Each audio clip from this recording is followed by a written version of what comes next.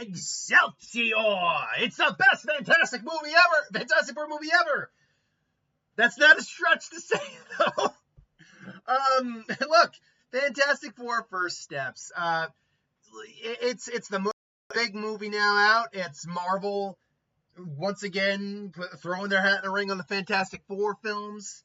The characters, it's the art. Let's be honest, if they couldn't get it right this time, they're probably never getting it right. And look, if you saw my out of theater review, you know my general thoughts on it. In fact, I'm just going to check right now because I was actually a little surprised. Not that people aren't inclined to not enjoy or whatever. I was a little surprised when I saw the how many people, the like and dislike ratio. When I checked yesterday on that video, like it was like a 50-50 split on like and dislike. Like, wait, what? Because even though you can't see anymore YouTube's dislikes, you can still dislike something. Like, it's not going to usually show you the ratio, but you can still we can still see how much people either like or dislike something. And why are you just not loading? All right, whatever. It doesn't really matter. Point being, though, I'm like, oh, all right. Someone didn't like my take that it was fantastic. Like, whatever. I mean, okay. And as of right now, the movie holds there we go. I want to say it's like 80-something% on Rotten Tomatoes, which is leagues and away the highest rating any Fantastic Four movie has had, by at minimum double, because you have the original Fantastic Four from the Corman one, which was never released, which doesn't count, at least in terms of rating. You have the first 2000, I think it's 4 one or 2002 one, either way, the first 2000s one with Michael Chiklis, Jessica Alba, Chris Evans, which is like low to mid 20s. Then Silver Surfer comes and actually does go up like to 37, an improvement, still bad though. Then the Trank one comes, and oh man, that one is infamous. That is single digits bad. So, as of right now, with hundreds of reviews, let's see here. I know it's hundreds. Just don't know where the exact 100 number lies. With hundreds of verified reviews from both critics, people, and verified audience reviews from people in the audience who have actually seen the movie, not just people trying to make something into existence. Over 5,000 verified reviews and almost 300 standard reviews. 88% of the critics like it, 93% of the audience like it. Minimum like it. That's a win. That's a win, just from a critical perspective. But do I agree with that? Well, if you saw my review, yeah, put me in the positive.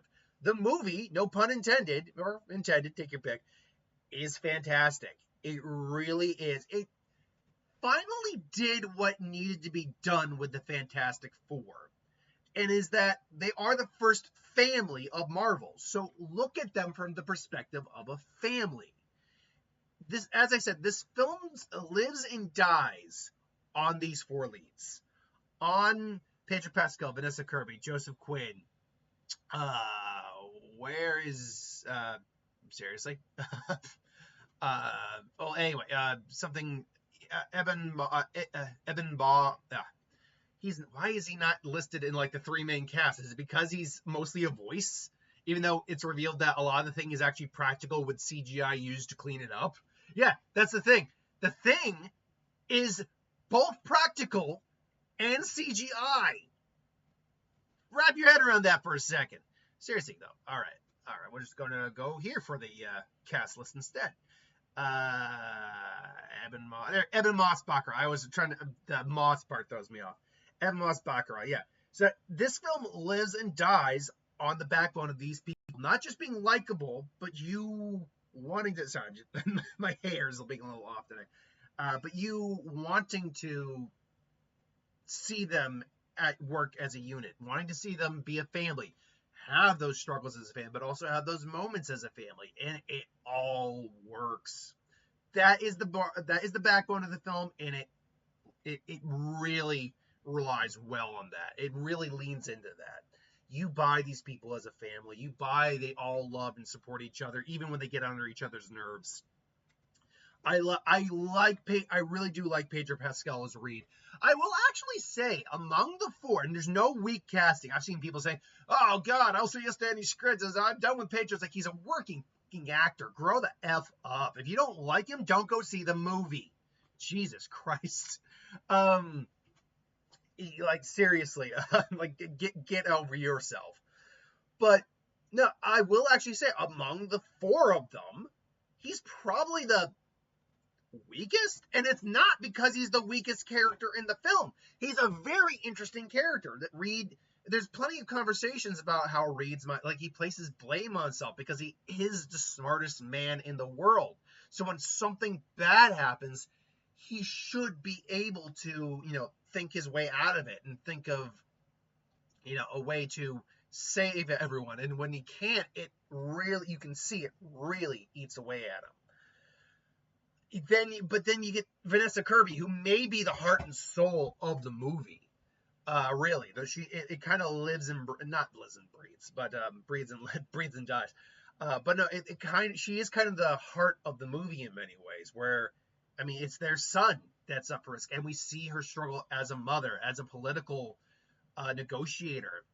We see her even really get upset with Reed a couple times, but it never felt at malice or she's falling out of love with him or anything. No, it felt like a married couple having a real problem and really needing to talk about it. Was it Joseph Quinn? Where are you, Johnny? Joseph Quinn, yeah. Joseph Quinn from Stranger Things, which I'm really not a big Stranger Things fan. I've tried watching it. I'm just, not my thing. But I like Johnny Storm a lot. He is the hothead. He's the quirky younger brother of the group. He cracks jokes. He's immature, but they don't make him useless beyond using fire. First off, his fire effects looked actually really good, all things considered, because that's actually not a easy effect to make look good. Fire is notoriously hard. Fire and water specifically are notoriously hard to make look good in CGI, and so to make him look decent was actually a very impressive feat to do, especially with some action scenes. Like we see there's a shot in the first 5 minutes of the movie are online, so you can. This is not a spoiler. We see him literally absorb fire from a massive fire at a power plant, and that looked really cool. That looked really good. We see him flying around in the sky multiple times. He looks great, but like I said, they don't make him just shoot fire. That's what he does. He actually is intelligent in his own way, because they are. My girlfriend pointed out, saying, "Yeah, we forget they all are astronauts, so they were trained and they all have their expertise. Ben's a pilot. I mean, obviously, Reed's a mathematician. Sue, I will admit, I don't know what her specialty, at least as an astronaut, would have been, but what Johnny's is, without too much giveaway in terms of how it plays in the factor, is language. Johnny is actually very capable with languages. Ian, they joke, he barely knows how to speak English. But yeah, and how that comes into play, and it does come into play in a very big way, is very it's very interesting. And I like the fact they gave Johnny more to do. But look, if I'm going to say, I think Vanessa is the heart. Vanessa Kirby. Oh, Vanessa. Oh, I think Sue is the heart of the movie in terms of the family. I think Ben is the heart of the family. And a lot of people, and that's kind of I might be paraphrasing that line in the trailer too. But Ben's always been a rock. He's always been there to lean on and comfort. Ben is, the way they do the effects on the thing, I like the fact that you can tell it was a combination that when you look at it, and I remember seeing that suit he puts on, at least some of it. I'm like, that's right. They used a combination of an actual live action suit, which is there was, a huge amount of detail. You're not covering up a lot of seams or anything but a live action suit and CGI. That is a perfect middle ground for a character like that. Now, granted, the thing could have just been CGI. Yes, he could have. But I think that's actually a good middle ground for the thing, because you do want that realistic, earthy texture. But beyond that, he's just such a warm, comfortable guy. Like you do want to just kind of talk with him and have a beer with him and just hang out. That scene at the dinner table, you've seen it in the trailer many times, but where we're there, there's like, you're late. It's like, what? You're late for dinner. And Ben literally sees their reaction, and he just kind of like, you see that look on it. You see the detail of emotion they get on his face is so impressive. It is so impressive for a character like him, and so important too. That's like, are you pregnant? So yeah, and then the beard joke, man. I was like, oh no, you really think I like me? Yeah, it looks distinguished, man. I was like, oh, thank you. Because I love the Rock beard on him. So like I said, the film lives and breathes on these characters, and on that front, it works completely. But also, look, visually, it is a visual. The word feast on the eyes has been used, and it is a visual feast on the eyes. There's only really two big action sequences. There's some very small, minor action sequences in the film, like where Johnny's chasing the surfer. Not really an action, but it's a chase sequence, so I guess it counts. And in the beginning, there's some small action sequences too. So, but there's really only two big action sequences. And I heard, I'm not gonna say who, a reviewer I like watching, who I really feel lately has I've heard people say they've fallen out of touch. I would more say that they've kind of lost sight of what they want to see. Because every time they complain about one thing, about a film not doing everything, then a new film does that, but then they complain about the opposite. Like, for example, they complained about how we haven't seen an origin film for the Fantastic Four done well yet. Well, guess what? We had an origin film twice, and no one liked it, and it was not well received both times. Which means we've seen the Fantastic Four 3 times on the big screen. So at this point, we more or less kind of have an idea of what happened to them. So, and another complaint they made was we didn't see enough of them before the accident. That one I could actually see an argument for. Like, I will admit, I would have probably liked to have seen a bit more of Ben before he was human, or before he was the Thing. I could understand that complaint, but it's like, there's only 2 action sequences. Like,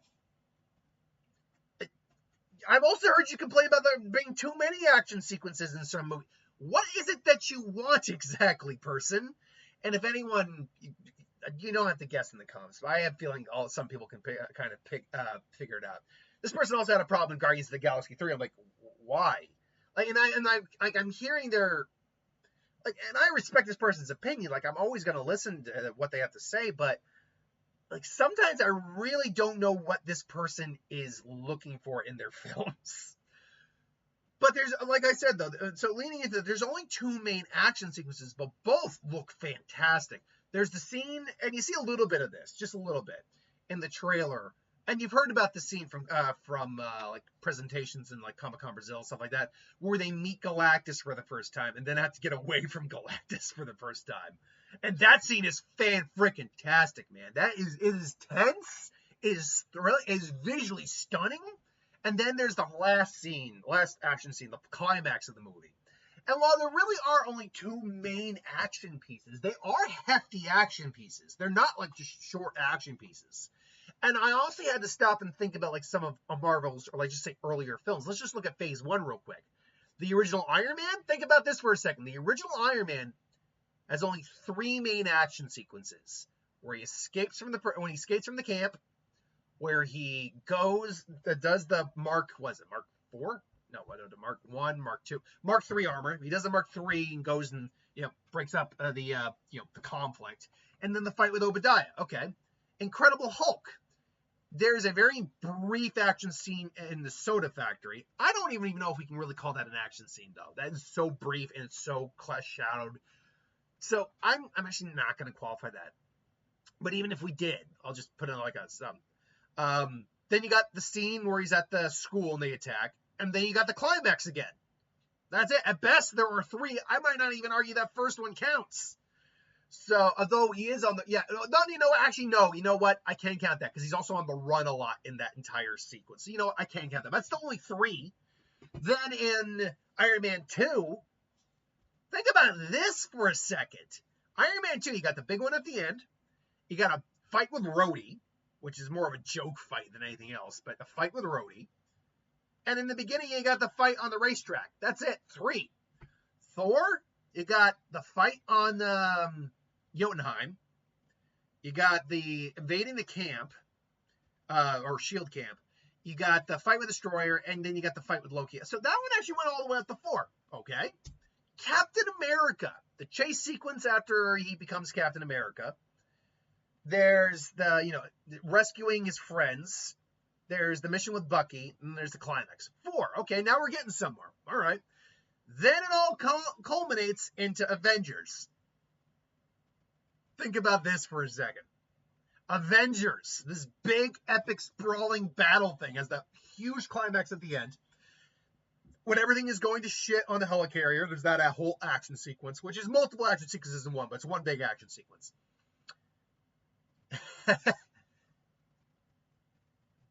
There's when Iron Man versus Thor. I mean, and I guess Cap versus Loki, but both of those are relative. Well, one is relatively small. The Loki versus Cap is very small. But other than that, like legit, there's maybe 3 action sequences total. They're just really long action sequences. And I can keep going on and on and on. But point is that there's only really 2 big action sequences because there only really needs to be. And again, we see a bunch of stuff they've done in the past because it's like 4 years of them being the Fantastic Four at this point in the movie. They're not because it's not an origin story. And honestly, it works because you are invested in this family dilemma of what they have to do. There's a lot of science in here, and honestly, even though it goes over a lot of our head, they explain it in a way where we can kind of understand what they're talking about. So I dig on that a lot. Again, like it all just, and there's some great like little cameos and characters and all that. I'm not gonna say who Paul Walter Hauser's playing, but to be fair, you can kind of guess who he was playing from the beginning. We kind of all guessed who he was, and your first guess is probably right. But then you obviously have your antagonist. Now, this is where I will start to get into some of my more nitpickiness. I like Shia LaBeouf's Silver Surfer quite a bit, and I like her character and her arc, really, to be honest. Her arc, I will say, her arc ties in with Johnny. That's all I'll say. But they do make her into, like, again, I herald his beginning, I herald your end, I herald Galactus. Speak the things you hold your loved ones close. Speak the things you've been afraid to say. Like she has this like stoic, just sentinel that just brings Galactus to worlds to feed on. She is very much. She has a aura about her. And when she like doing the surf effect, she is also very intimidating. There's a scene involving her and Sue that you go, oh, like, oh no, like that.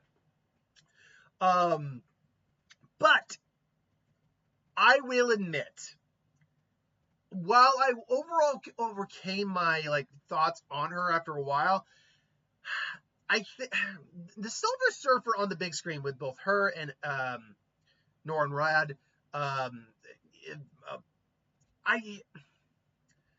it's hard to make a Silver Surfer look good, I think.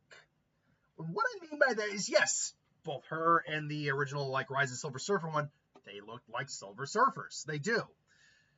But unfortunately, I think just think about the color silver. That if you're making it like look like that really shiny, almost liquid silver color, doesn't work as well, I think, in a live action. Now, I've heard some people say the hair was part of the problem. I don't think that was it.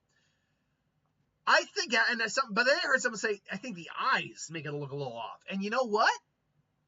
Looking at that again, looking at her design again, I will actually say, I think the fact that you kept her normal eyes, I think was a little off. I'm not saying they had to be like stark white or something like that, but something maybe just to show a change in them. Because, yeah, it does look a little off. She does look a very effecty. I will say that.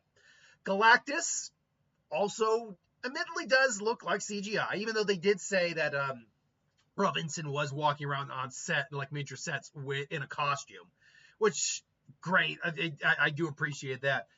He does, but he looks like a very good effect. And you know what? I can accept that because Galactus is the best version of Galactus we've had on screen.